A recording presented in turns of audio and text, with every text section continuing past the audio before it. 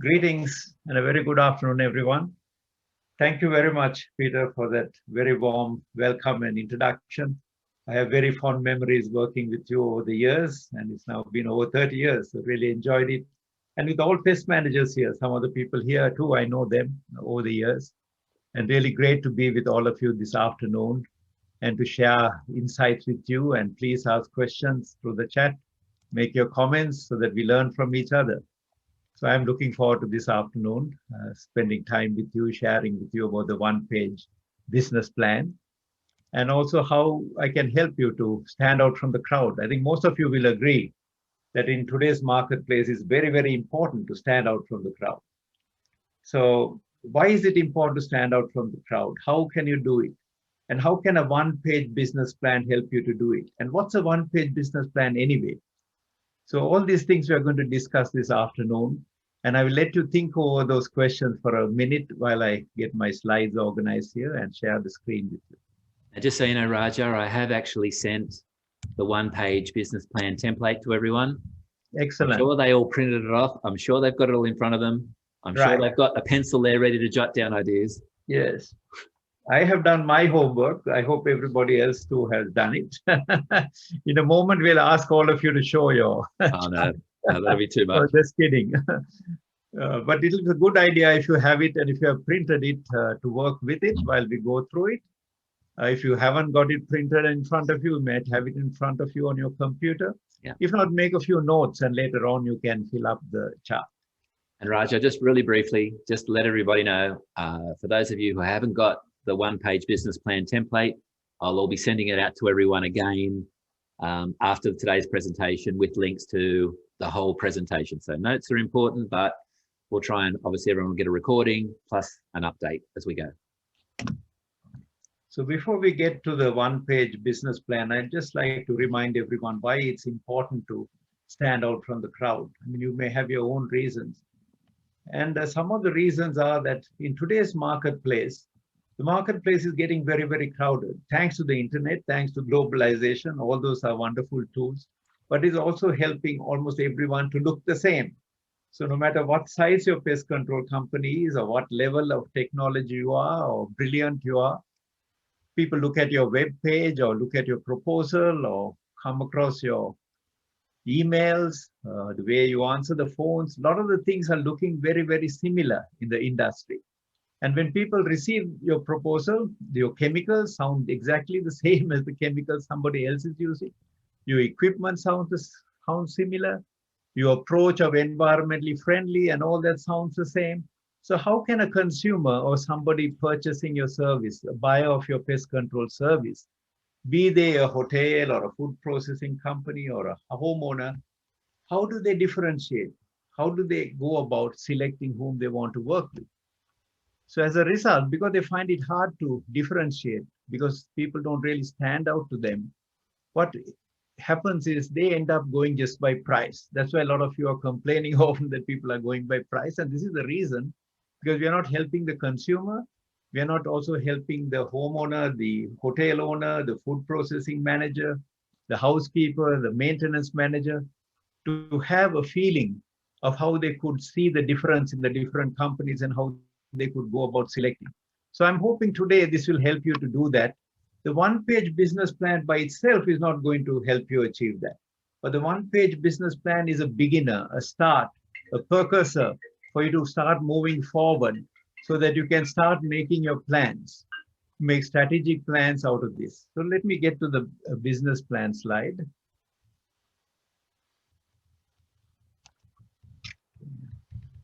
So one-page business plan.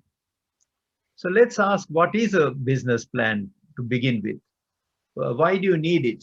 As a pest manager, why do you need a business plan? And who does it? And when do you need it? As I mentioned before, you should really be having a business plan by now, or at least a one-page business plan. But it's not too late. Today is not late. Today could be the beginning of your process of starting to do the business plan. But what is a business plan? A business plan is a picture that will help you to focus on what your business is. Where is your business today? Where do you want the business to be tomorrow? How are you going to get there? What do you need to do today to get there tomorrow? And it is something that you can share with others, with your own team. Somebody new joins your company, or even with those who have been with your company for several years, you can show them, these are business plan. This is where we are, this is where we want to go, this want we to achieve, this is your role in it. So you can bring more cohesion, more motivation, and more dynamism in your inside team, in your internal team. It can also help you when you go out. If you're going looking for finances, for example, from a bank, instead of showing them the 10 or 20-page business plan which your accountant may produce, which is fine, and that is also as a purpose and a need. But this one-page business plan will give the manager or whoever is evaluating a quick overview of your business. And they'll be able to very quickly understand what your business is all about and what you're trying to achieve. And it'll help them to be able to help you. So this is a process, a starting process to have a business plan. So it is not the only thing that is going to help you stand out, but by having a one-page business plan, you will be starting the process, a strategic plan to grow your business, and you will start identifying, how can I do better? How can I be better than the competition? What are my customer needs? How can I match that better than the others? How can I improve my competency? How can I get better? And how can I stand out from the crowd? So that the people who look at different options and different proposals will see me standing out, see my company standing out, and engage my services. That's what it's all about. So if you have no business plan, what does that do? if you don't have a business plan. If you don't have a business plan, it's like driving around blindfolded or blind. Would you go driving like this? You wouldn't. So why are you taking that risk with your own business? So this risk is not something that you can afford to take. That is why you cannot afford to be without a business plan. It's very, very important to have a business plan. Someone famous, Benjamin Franklin, you might know him, said that if you don't plan, you're actually planning to fail. So it's very, very important to have a plan. So some go to another extreme. Instead of having no plan, they might go to a very complicated business plan. It is so complex, no one can make head or tail out of it. And you become paralyzed by just looking at it. Far too much analysis is done. You become paralyzed, analyzing. Paralysis. Analysis by paralysis is called. So these are the other extremes. So these are two extremes. So instead, what I'm proposing is to go for the one-page business plan. You still would need a full business plan, but if you have a one-page business plan that can rest on your desk, easy for you to share. You can have a copy of it in your mobile phone as well, and you can show it to other people, to your team, to the banker, to your important customers, so that everyone gets a picture of what your business is all about in a very quick, easy, one-page format. So that's what the one-page business plan is all about.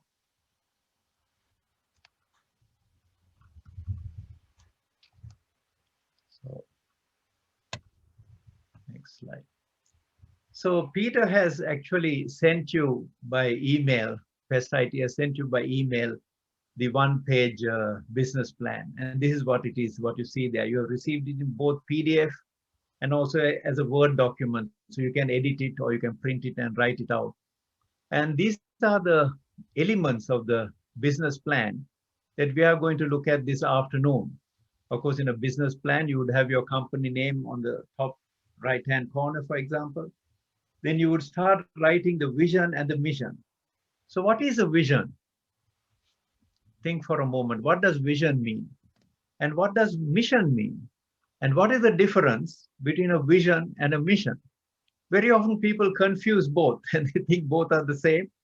Others think vision and mission are those things you see in the big corporate offices hanging in some place which nobody reads, but is there as a decoration. Those are meaningless and don't have any purpose. But a real vision and mission is something that is owned by every member of your team. And I will come to it, what a vision is, what a mission is. But just for the moment, remember it's different. Vision is different from mission, and both are very essential for your business. Another very important area is to have goals and objectives, what you see here. Goals and objectives are very important. And these two people confuse. People confuse goal and objective. Think for a moment. What is the difference between a goal and an objective? What is the difference? Think for a moment what you can find as different. Are they the same? we will look at that as well. Why it's important to have a goal and why it's important to have objectives and why they're different. And this will go into your business plan. Another important area that goes into your business plan is the customer segments. What does it mean, customer segments? And why is it important to segment your customers? Followed by value proposition. This is another area where a lot of people find it very confusing and are not very sure what it really means.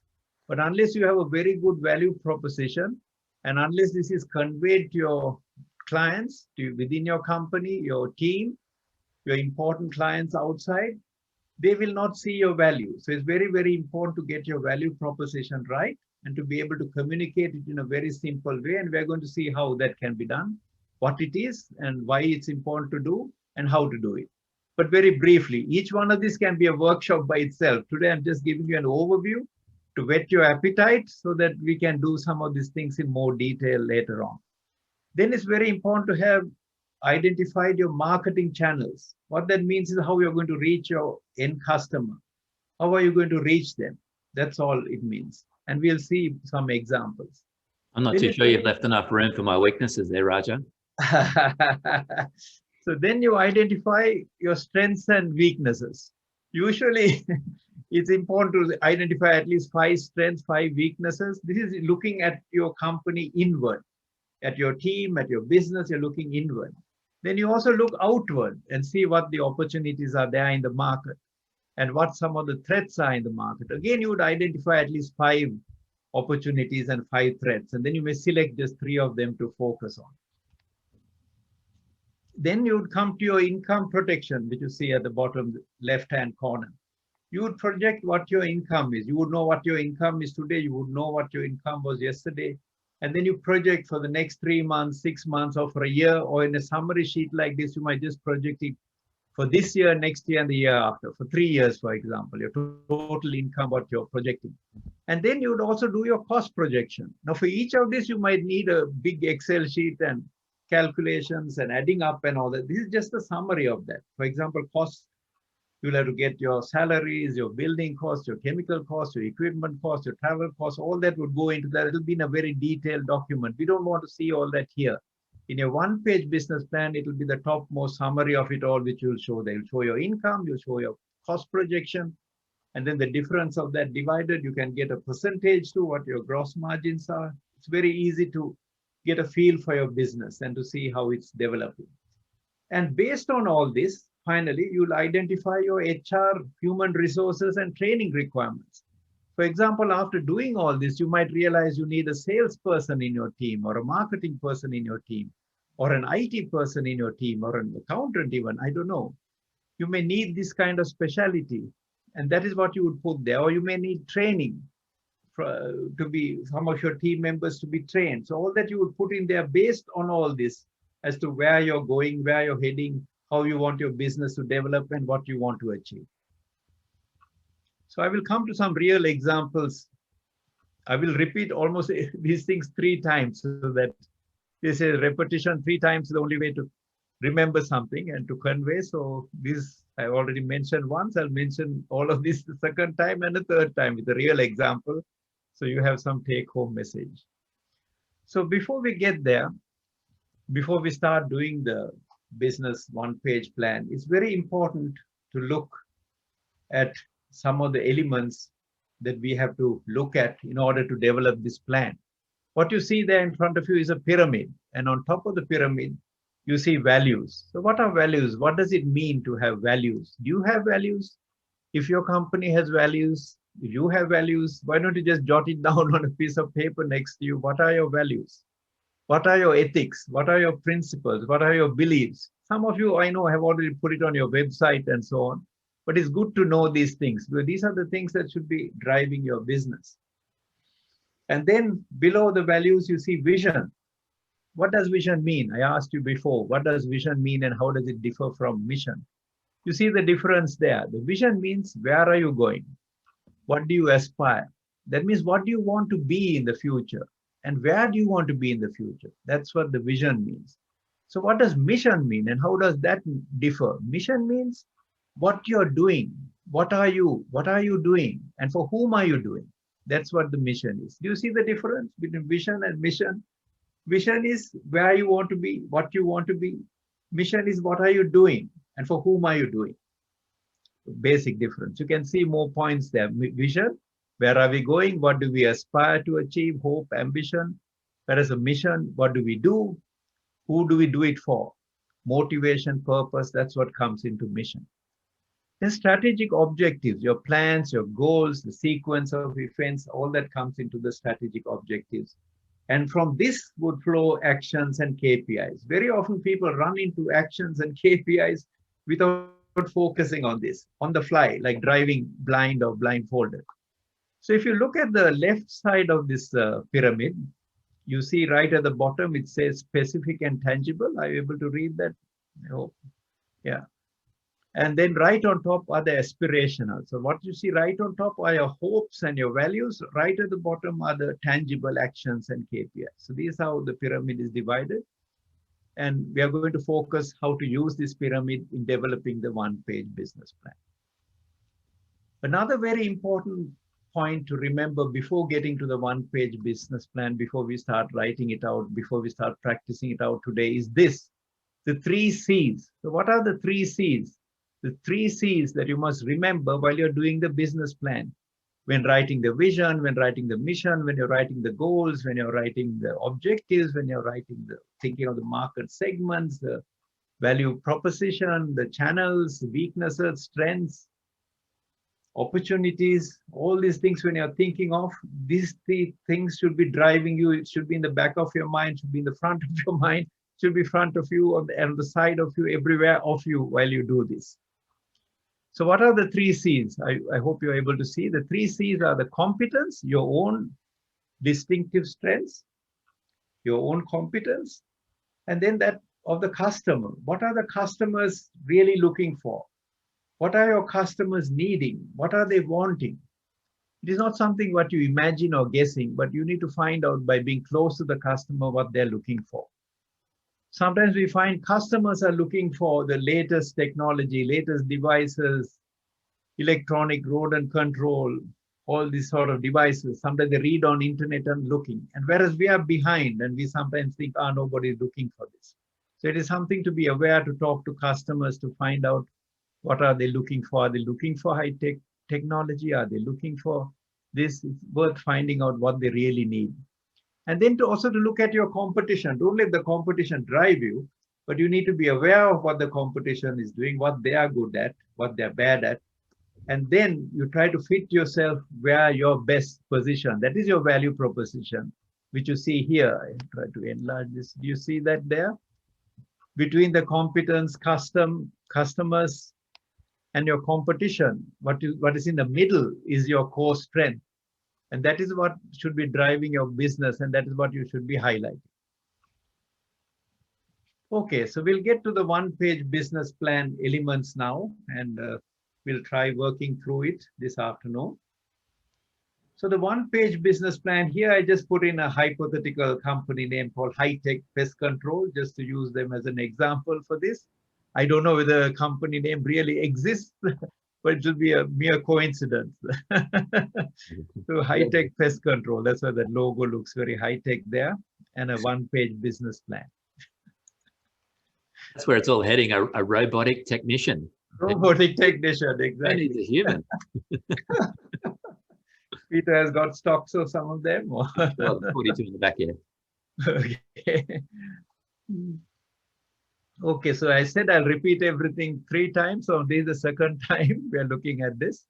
So it's a one-page business plan. You will begin by putting your company name up there. Here I said high-tech.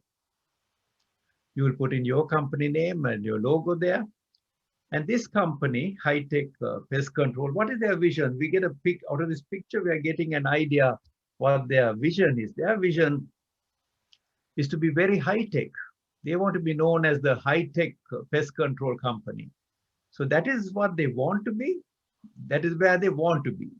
What they want to be, where they want to be. They want to be high-tech and in the industry to be known as that high-tech company. So that is their vision.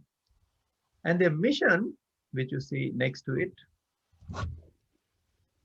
is to serve their customers, of course, with pest control service, but to do it with the latest high-tech technology so that everything is in the palm of the hand, in the hand of the technician, hand of the managers, supervisors, hand of the customer as well, 24/7, where everyone can see what is happening, what is being monitored. So that is their mission. I mean, your mission can be different. Your mission can be a different approach. Just giving an example of a mission here of this company. So what is the difference now here between vision and mission? Because you need to think of it for your own company. So the vision is what they want to be and where they want to be.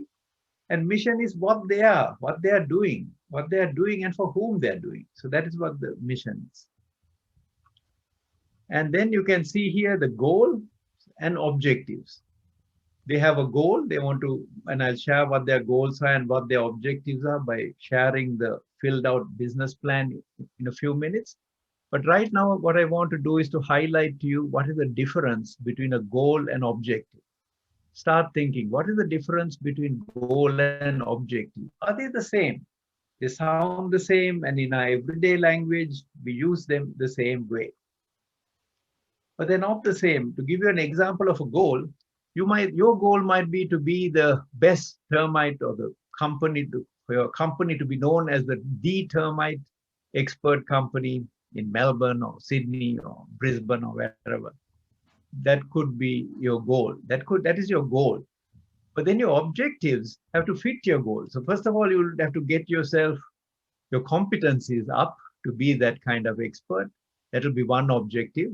See what the objective is. It is something more specific to get done. You may want to get the right equipment, the best equipment to deliver the best termite treatment. So that is another objective. And have all your technicians trained and have your advertising, your websites all geared towards that termite. So those are the different objectives to reach the goal of being the termite expert. Or another example is you might want to become a national pest control company. At the moment, you're only in one small town, and your goal is to become the national pest control company. So that is your goal. And your objectives will be to open up a branch in Brisbane, Sydney, Melbourne, Perth, and Tasmania, and so on. Those are your objectives. And under those, there could be more objectives like recruiting staff and so on. Usually, a goal doesn't have to have a numerical value. It can, but it doesn't have to have a numerical value. Or it can be just, I want to be the greatest. I want to be the termite expert. I want to be the national pest control company. But with objectives, it has to be more specific. It has to say, I'm going to set up my business in this state, that state, and so on. So I hope you're starting to see the difference between goal and objectives. And I'll come to the real examples very shortly.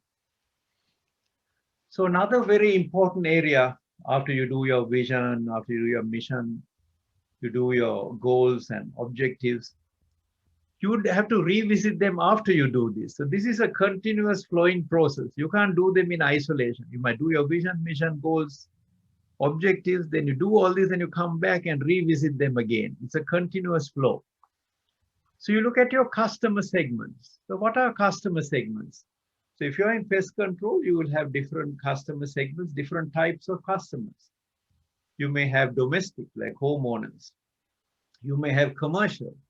You may have food processing. You may have hospitality, like hotels, restaurants. You may have nursing homes and aged care and so on. These are all different customer segments. And it's very important to identify what customer segments are out there so that you can focus on some of them. You don't have to go and participate in all of them. You might want to just select some of them and really focus and do well there so that you can really have all the other elements of the business plan in the right focus as well. Because the next one I'm coming to, value proposition. That is so very important. So what is value proposition? Just here, it shows an example of a diamond, for example. You know how valuable a diamond is. But if you just go and compare a situation where you just go and give a diamond to somebody hand to hand and how they would receive it. Of course, when they realize it's a diamond, they'll be thrilled. But if you do package it like this, put it in a nice box, put a nice ribbon and a golden tray or whatever, and go and present it, obviously the value they'll perceive from it will be much greater than if you just hand them a diamond to their hand. So likewise, even in pest control, you do need to find out how to package your value so that you can command a higher price for your service, so that you don't compete only on price, but you compete on value. So to do that, you will have to focus on those 3 C's, which I mentioned before. What are those 3 C's? Try to think. Now the slide is not in front of you, so try to think what those 3 C's are. One was competence, that is your own competency. What are you very good at? The other was what? Competition, what they are good at or bad at. And the other C is the most important one is the customer. That's C. What are they really looking for? What do they really need? And then put these 3 C's together and position yourself in the middle, in the strong points, and present that as the value proposition to your clients. So it has to be very, very relevant to them. You should be solving some problem for them, otherwise they won't see any value. So this is why you need to see it from the customer point of view. What are they looking for? And try and match that. So that is how you deliver value and have your value proposition. You're presenting it to show your own competency, what the customer really values and wants. And also you're showing how you're better than the competition, how you can deliver better. Maybe you're quicker, maybe you're local, you can be there all the time, come there quickly, get there. Or you may be having the latest high-tech gadgets, technology, which you can impress them and deliver better value 24/7, for example. So this is the way you would build your value proposition. So then we come to marketing channels. So marketing channels is how you're going to approach your target market. Now to approach a hotel may be different to approaching a homeowner. So you'll have different marketing channels for different market segments, or you may have an overall marketing channel. So what marketing channels are, like the approaches you can take to reach your customers? What are the different channels available? One, of course, is the World Wide Web, the internet, your website and so on, your emails, chimp and all these things. You can have an online store, for example, where they can book your service. That's another way. You can be sending out emails. You may be having your own app even, for example. Or you may use radio. Some people still use radio. Some people even still use television. So these are the different channels. And I think all of you don't need any convincing. All of you know that the most effective one, of course, is what? Word of mouth. So that is also a very effective channel. So how are you going to go doing about it? The modern word of mouth, of course, is very different. You do reviews, Google reviews, and so on. That is your modern word of mouth. The Facebook, for example, LinkedIn, and so on, where people will endorse you. That is word of mouth in today's context. So social media is a very powerful channel to reach various segments today. And then you would identify at least 5 of your strengths and 5 of your weaknesses. You don't have to share your weaknesses here. I think Peter is eager to know some of your weaknesses. I've got plenty. I've got plenty around. I've got But you can definitely jot that down, at least 5 strengths, 5 weaknesses, and then select the 3 most important ones you want to work on. How can you make your strengths even stronger? And with the weaknesses, how can you maybe convert them into strengths? There would be possibilities.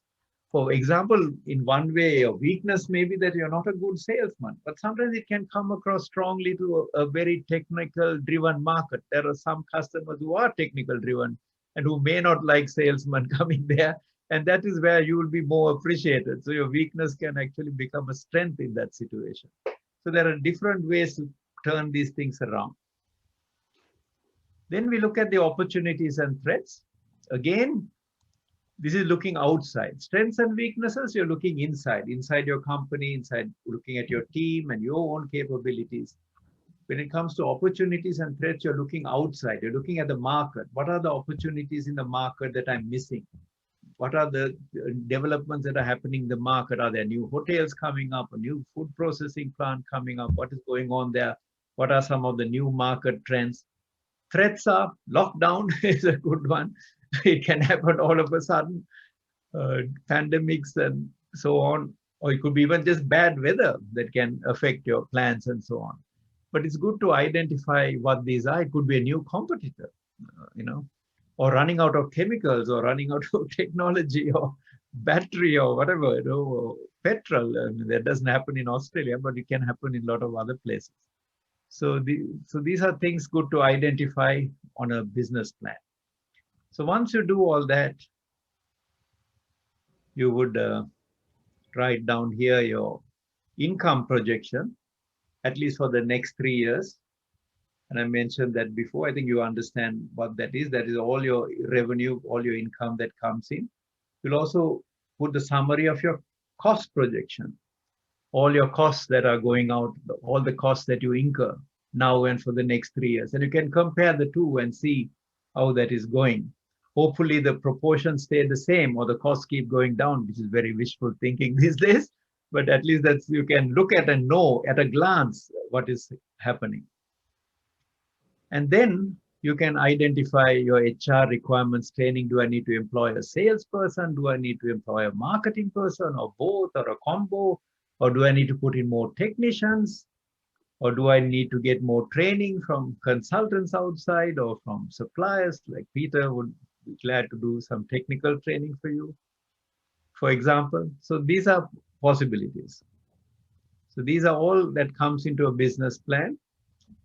And you can see the business plan there once again, a snapshot of it, starting from vision, mission, objectives, customer segment, value proposition, marketing channels, strengths, weaknesses, opportunities, threats.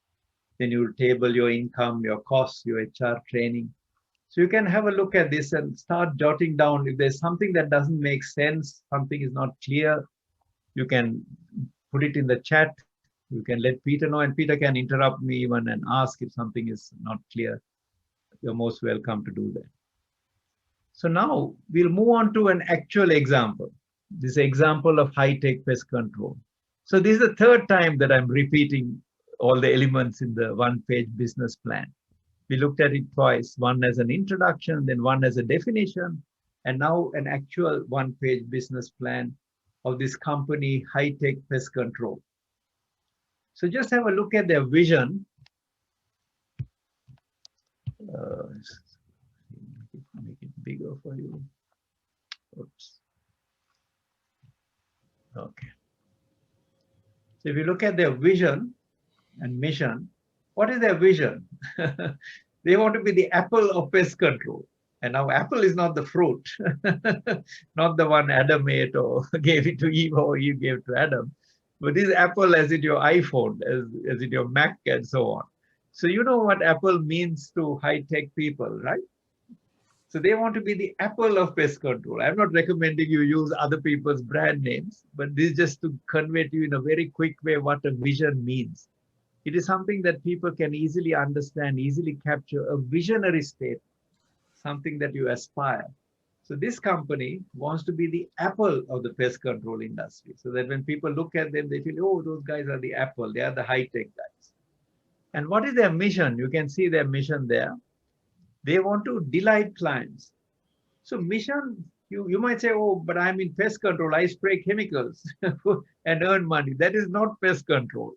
And that shouldn't be the way you think of yourself, and that shouldn't be the mission. Sure, you do apply chemicals, that's part of the business. But that is not the way to convey outside, I'm in the business of spraying chemicals and charging money for it. That is not a business. Your business is to satisfy clients, to find out what their needs are and to help them solve a problem. In other words, to delight them, not just make them happy, but to delight them in a very quick manner, in a speedy manner, in a very personalized manner. So when you go all high tech, you might lose this personal touch sometimes. So it's very important to remember this personal touch. And also today you see all these huge giant companies, I'm not mentioning names all over the place, they don't have this personal touch. So if you're a smaller company, you're at a distinct advantage over them to offer speed and personalization, and also high tech as well. So this company, for example, offers to delight the clients with speedy, personalized pest control, utilizing the latest high-tech innovation. So this is their mission statement. So imagine a vision statement like this, a mission statement like this. If you have it on a one-page plan, how nice, how easy it is to have it on not only on your desk, but to show all your team members. Somebody new comes to join your company, you can say, this is what it's all about. You can show it to your important clients and say, this is what our business is all about. This is what we are trying to achieve, and this is how you fit into it. Okay, so what are their goals? So here I'm just, for sake of space, just putting one goal. You can have few goals linked to that, becoming the Apple, for example. But just one goal is to become high-tech. Now, they could have just stopped there. They could have just said goal is high tech, and that's fine. And that's a good goal. To be known as a high tech pest control company, that's fine.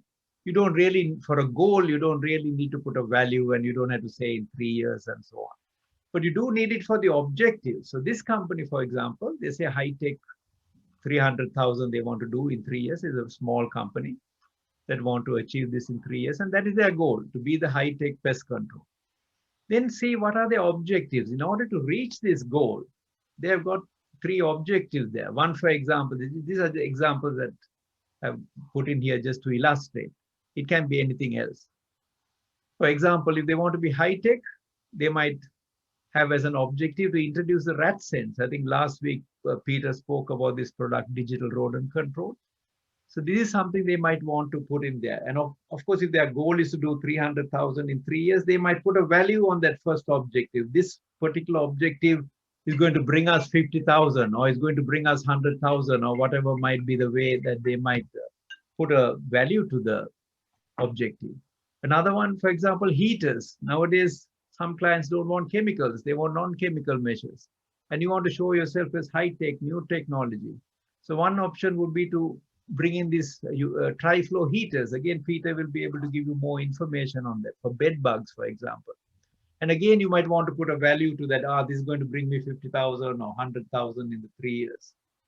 And then if you're, in the case of this company, it wants to be known as a high tech. So they are switching from paper to e-pest reports, for example. I think you have heard of e-pest reports. That's from Rohan Burke in Melbourne.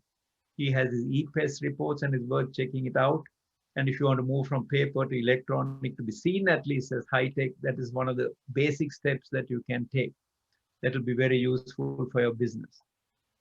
So then once you do that, we go back to customer segments.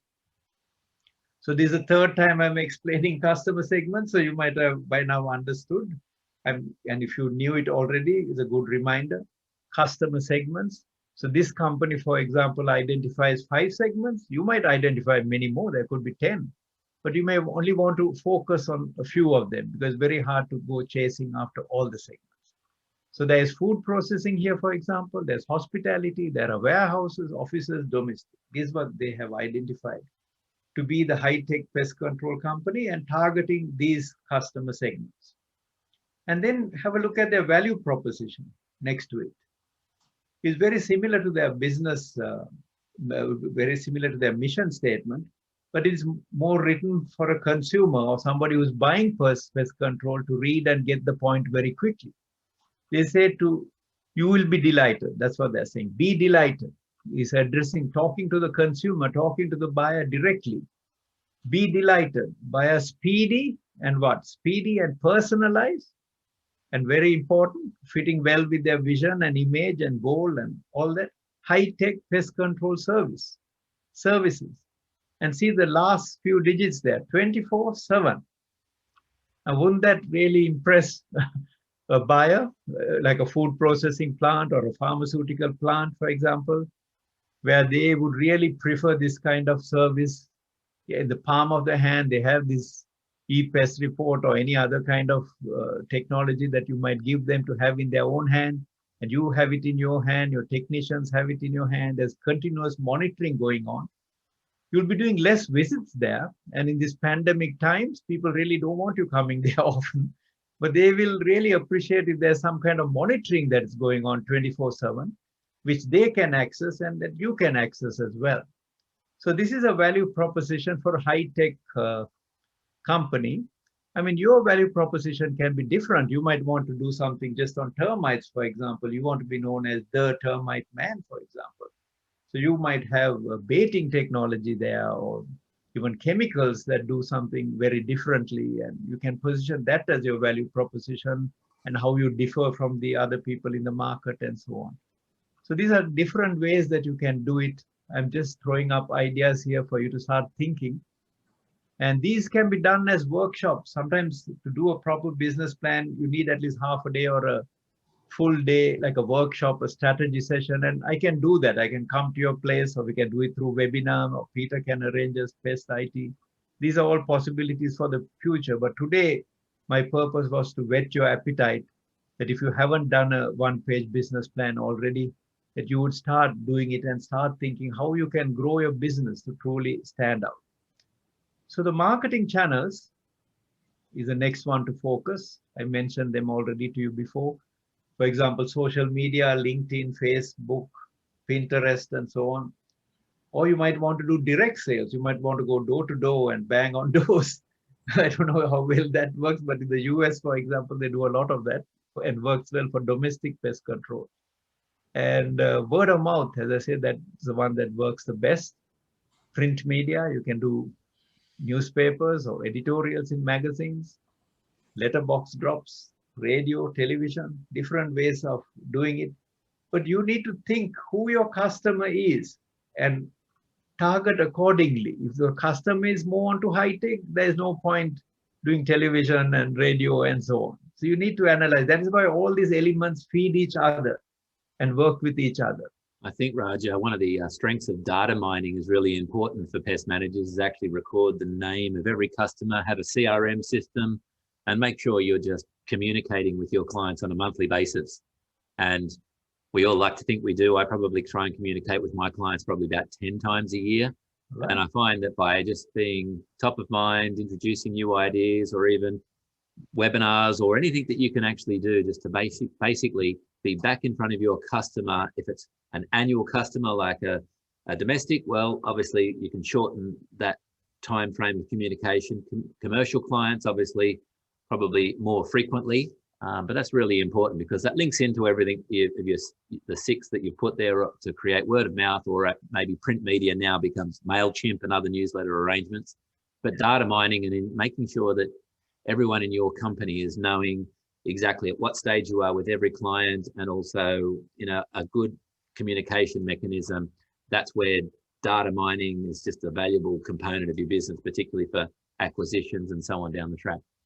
Right. We might have to move things along too a little bit, just in the next 5 or 10 minutes to wrap this up. Yeah. Right? So let's move to the next section. Thank you, Peter, for sharing those insights. I'm sure it's very helpful to everyone here to be reminded of those. And strengths, as I said, you identify 5 strengths. You can select 3. In this case, they are in-house high-tech. Probably the owner is an ex-IT guy. So he's well equipped with high-tech, and that's his strength. He's a very good network, not just Wi-Fi network, but network, business network, and in the community.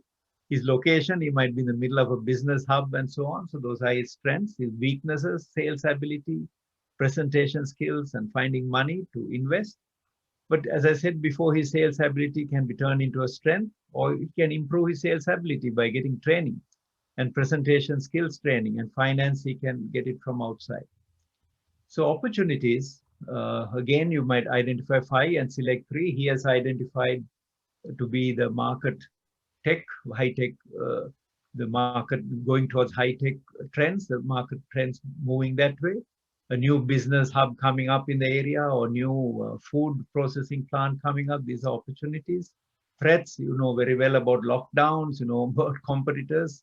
Even supplies sometimes can be short supply. So you really need to secure those to avoid having these threats. You think back, Raja, to the years gone by, could you imagine pandemic being in your business plan? No, it never was.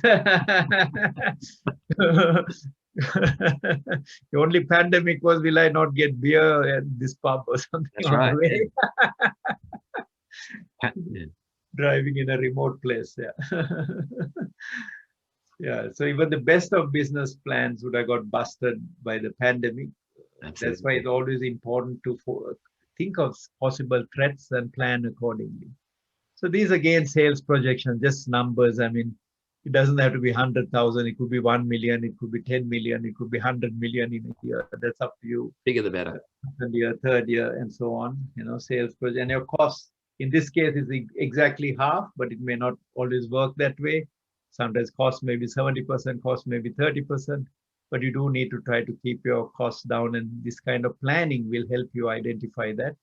And then when it comes to HR training, looking at the plan, you will say, okay, I need to employ a salesperson or a marketing person or a technical person for the business.